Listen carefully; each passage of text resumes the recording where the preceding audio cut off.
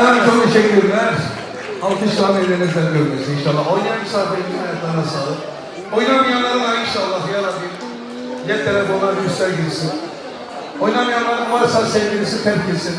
Yoksa da hiç olmasın. Bir halayımız daha var. Ona katılanlar da bedavadan faydalanmayacak.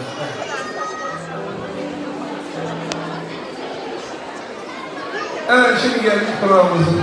Daha doğrusu Şanlıurfa. Kalabalıktı ya. Şanlıurfa deyince akla gelen ilk şey var mı bilen? Şanlıurfa deyince aklımıza ne geliyor? Sevdası kalbinden olsun. Almışlar. Hani bir İstanbul'da gelsin. Gelsin mi?